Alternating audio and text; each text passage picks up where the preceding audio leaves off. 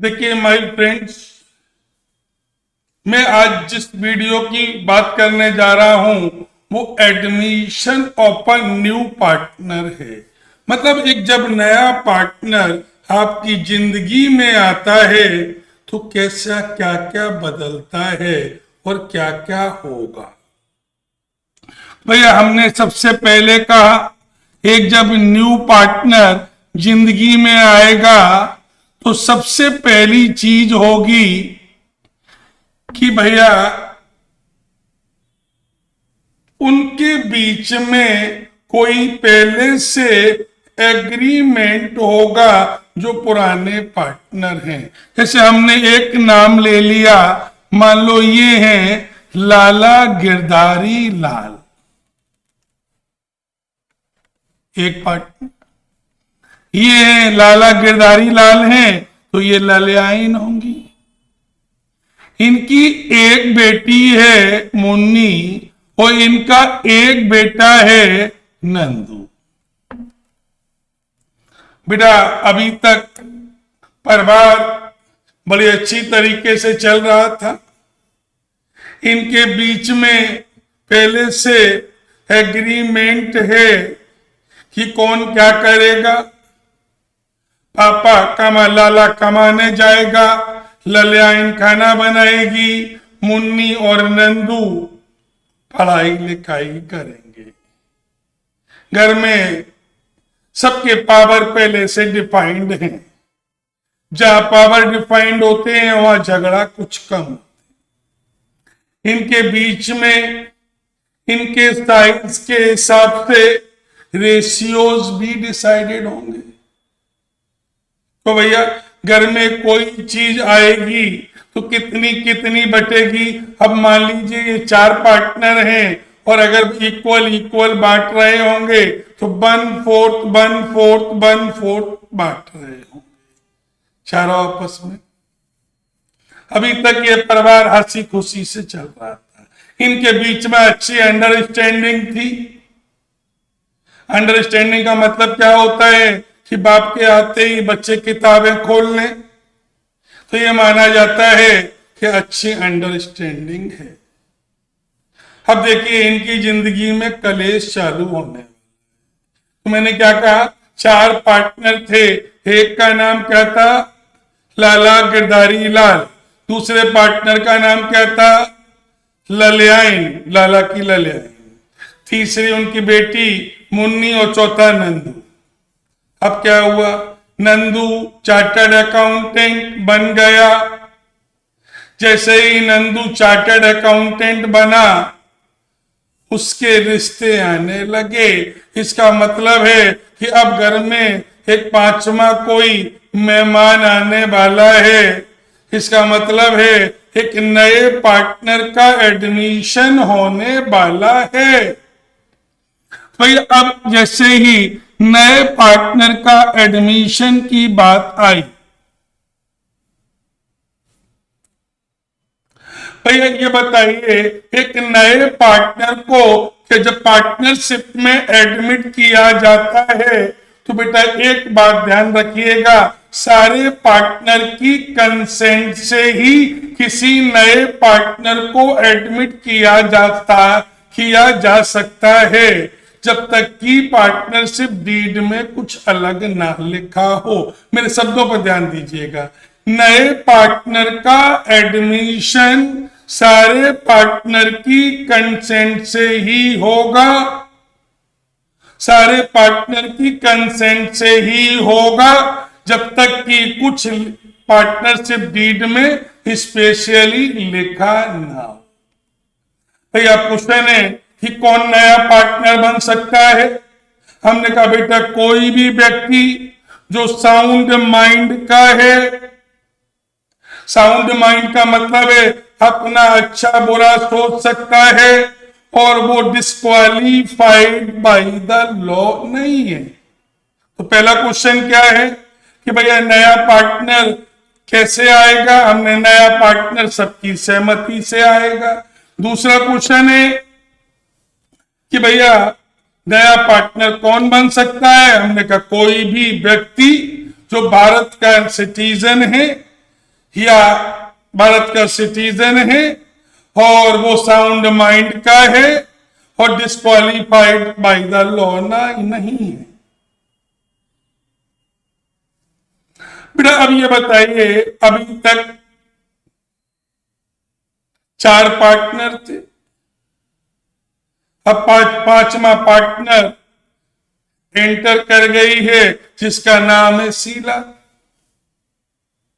बेटा शीला के आते ही पुराना एग्रीमेंट खत्म हो जाएगा। क्यों?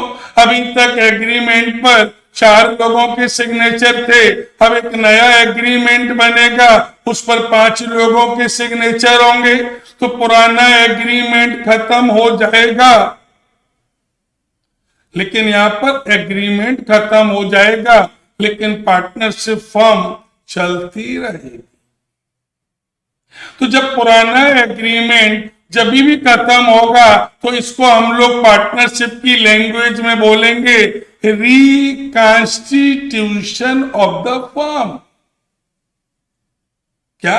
Reconstitution of the firm. तो अब आपका एक क्वेश्चन आया, ये पार्टनरशिप फर्म का कब कब रिकॉन्स्टिट्यूशन होगा? हमने कहा बेटा कुछ भी चेंज होगा तो नया एग्रीमेंट बनेगा और नया एग्रीमेंट बनेगा, पुराना एग्रीमेंट एंड हो जाएगा और नया एग्रीमेंट लागू हो जाएगा। भैया हमने कहा अगर कोई पार्टनर आया या मान लो पुराने पार्टनर ने ही में आपस में रेशियो चेंज कर लिए, या मान लीजिए कोई एक पार्टनर रिटायर हो गया या पार्टनर की डेथ हो गई, या हमने कहा 2 फर्म्स आपस में अमलगमेट कर रही हैं, तो बेटा ऐसी कंडीशन में पुराने एग्रीमेंट खत्म हो जाएंगे और पुराने एग्रीमेंट का खत्म होना क्या कहलाता है? Reconstitution of the partnership firm कहलाता है। Is it clear? बेटा ये बताइए, लाला गिरधारी लाल शीला को अपने लड़के के लिए पार्टनर बनाने को तैयार है, क्यों? तो भैया हमने कहा पार्टनर बनाने के बहुत सारे रीजन होते।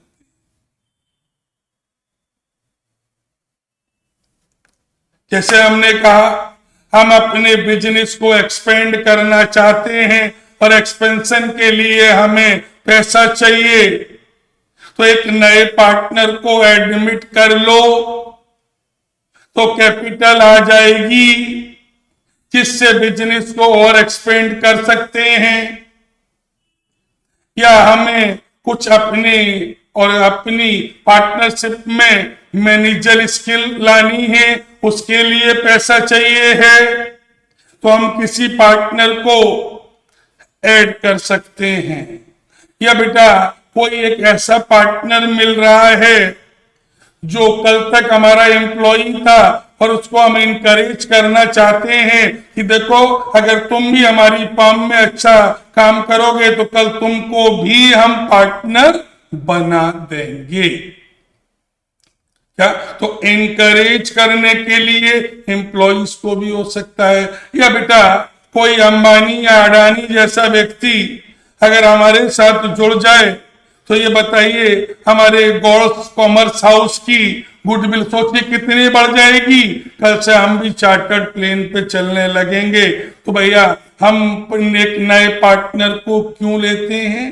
कैपिटल की जरूरत होती है एक्सपेंशन के लिए, या हम नई टेक्नोलॉजी या मैनेजर स्किल लाना चाहते हैं उसके लिए भी हम ले सकते हैं, या अपने एम्प्लॉइज को इनकरेज करने के लिए कि अगर संस्था के लॉयल बने रहोगे तो कल तुम भी एम्प्लॉई से पार्टनर बन जाओ।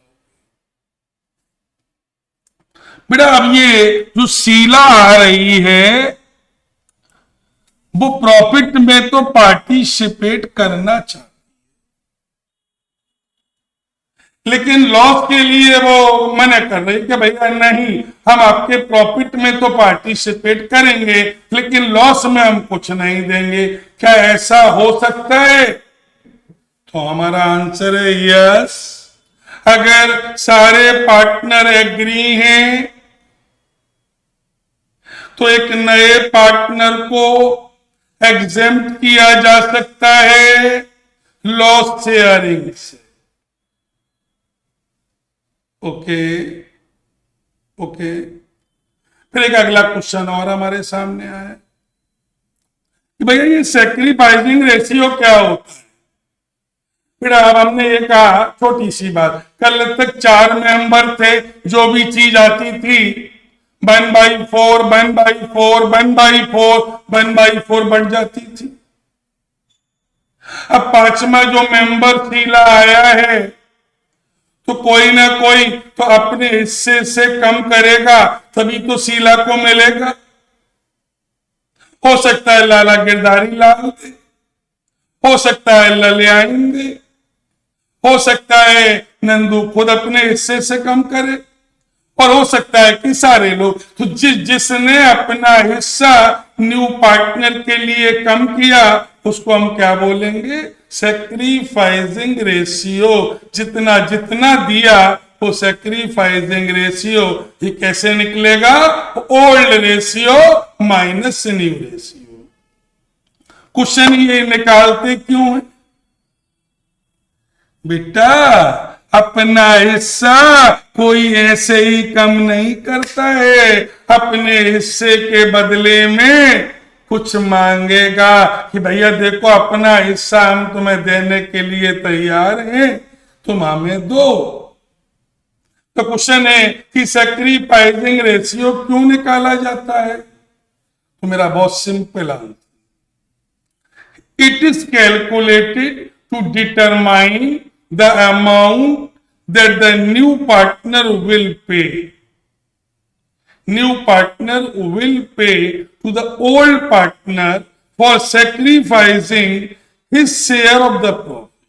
तो भैया जो जो व्यक्ति अपने अपने हिस्से में से कम करेगा बेटा वो गुडविल का पैसा लेगा। जैसे पापा लोग दहेज लेते हैं, क्यों लेते हैं? इसीलिए तो लेते हैं कि भैया आपके बाप की बेटी को हम ले रहे हैं, हम लोग अपना अपना हिस्सा कम कर रहे हैं, तो जो अपना हिस्सा कम करेंगे उसके बदले में कुछ तो दो। बेटा एक वर्ड और आएगा, एक्यूमुलेटेड प्रॉफिट। बेटा हमने इतने साल से बिजनेस चल रहा है, इतने साल बिजनेस ने काम किया, बिजनेस ने प्रॉफिट खूब कमाया होगा। ये जो प्रॉफिट है पार्टनर को आपस में बांट दिया गया होगा, उनके कैपिटल अकाउंट या करेंट अकाउंट में वो ऑलरेडी क्रेडिट पड़ा हुआ है। उसको क्या बोलते हैं? Accumulated profit. इसका मतलब है total profit which the business earns in the past many years. तो बेटा इसके अलावा कोई थ्योरी नहीं होती है। तो मैंने फर्स्ट वीडियो में आपसे केवल थियोरटिकल बात की, लेकिन मैंने लिखकर आपको समझाने की कोशिश की। बाकी हमारे नोट्स में प्रॉपर तरीके से सब लिखा हुआ है। आपको अच्छा लगे तो लाइक करिए, सब्सक्राइब करिए और लोगों को बताइए। धन्यवाद।